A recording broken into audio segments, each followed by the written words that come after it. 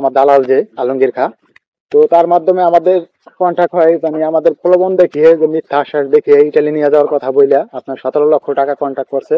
17 লক্ষ টাকা কন্ট্যাক্ট করে এই আলমগীর খা আমাদেরকে লিবিয়া নিয়ে, আপনার প্রথমে শ্রীলঙ্কা নিছে, শ্রীলঙ্কা থেকে আপনার ইসে নিছে, লিবিয়া নিছে, দুবাই হয়ে লিবিয়া নিছে। লিবিয়া নিয়ে যায় এই আলমগীর খা আমাদেরকে আপনার 17 লক্ষ টাকা নিয়ে যায় আমাদেরকে বিক্রি করে দিচ্ছে আরেকজনের কাছে। ওই আলমগীর খা, আলমগীর খা, জালাল মাফিয়া আলমগীর খা, আলমগীর খা ওই সবকিছু করাইছে আমাকে, ওই সবকিছু আমার বাপের কাছে। আমার বাপের যত জমি যত খেত বাড়ি আসলে সব বেচে চালাইছে, ঘর বাড়ি যা আসলে সব বেচে পালাইছে, ঠিক আছে। আর ও আমাকে এত অত্যাচার করছে, ঠিক আছে, যে আপনার সব পিড়ে মিড়ে হাতুরদা বাইরে মিড়ে সব শেষ করে লাইছে। আলমগীর খা হলো মানুষ পাচার করে। আমার সাথে ওই লিবিয়া জিকেল নিয়ে বেচে ফেলাইছে। তারপর আমার এত অনেক টর্চার করছে, হাত পায়ে বান্ধে, পরে অনেক মারছে, খাওয়া দাওয়ার কষ্ট দিছে, তো অনেক কিছু করছে লিবিয়া নিয়ে। আলমগীর খার মাধ্যমে গিয়েছিলাম।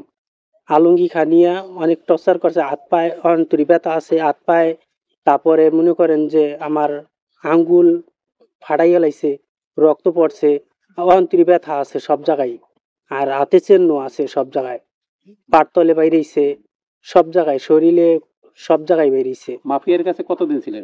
মাফিয়ার কাছে ছিলাম আমরা 1 মাস 20 দিন। 1 মাস 20 দিন আমাকে অনেক কষ্ট দিছে ওদিকে নিয়ে।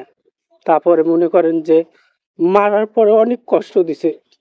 আমরা যে বাড়িতে ফোন দিতাম, বাড়িতে ফোন দেওয়ার পরে মানা করতো বাড়িতে ফোন দিতে নিয়ে। আর মাফিয়ারা তো মনে করেন প্রতিদিন ফোন দেওয়া হয়তো 2-3 বার করে, তারপর অনেক মারতো। যদি কোনো হ্যাগো কথা বলতো, কিন্তু যদি হ্যাগো কথা না বলতাম, আমরা না শুনতাম, তাহলে মনে করেন যে হাত পাও বাইন্ধে তারপর পিটাইতে থাকতো। যেতক্ষণ বাড়িতে কথা না বলতাম ততক্ষণই মারতো। আর যত কষ্ট দিছে, শোয়ায় কষ্ট দিছে, খাওয়ায় কষ্ট দিছে, বাথরুমে যাইতে দিত না, যদি যাইতে চাইতাম তারপর যাইতে দিত না, প্রসাব করতেও যাইতে দিত না। কিন্তু বাথরুমের ভিতর তো আমাকে পানি এনে তাই খাওয়াইতো।